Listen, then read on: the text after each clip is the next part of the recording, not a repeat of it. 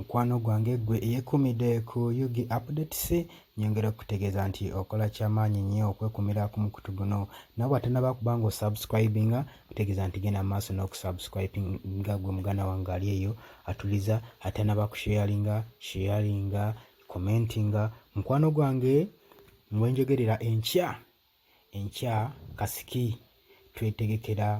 twetegekera kulumba country-wide tour eya Nationality Platform. Olunaku lw'enkya tuli Kamuli gwe mukwano gwange ali eyo era beera bulindaala tuleeta ebinnonogo tugenda kufumbira nga bwe tukuleetera gwogwo gwatuwuliriza natulaba gwe muganda wange ate nyongera okutegeeza nti nga 27 Mande ejja tuli Mityana tuli wa Honorable Zaake kugombolola ne President waffe Honorable Kyagulanyi Ssentamu tugenda kubanga tubasalako abantu b'Emityana eyo era mutwetegekere nga twaniriza Honorable waffe President waffe Robert Kyagulanyi Ssentamu. Naye olunaku olw'enkya tuli Kamuli naye tusiibye mu keetalo tusiye twetegekera enkya tukutuuseeko ekyokya gwe muganda wange kyotasaanye kusubwa era gwe atanaba kusubscribinga simanyi kyoliko kuba nze natuuse dde e Kamuli gye ngenda kusula mbafumbira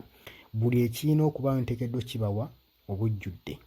Gwe mukwano gwange ali eyo eyeekumidde ku Yugi Updates era nkutegeeza genda maaso n'okusubscribinga genda wansi awo ojja kukola ekigambo subscribe kikoonemu kijja kuyambako okufuna information buli tunateekako amawulire ampya. Gwe mukwano wange eyeekumidde ku Yugi Updates tukwagala nnyo webale nnyo.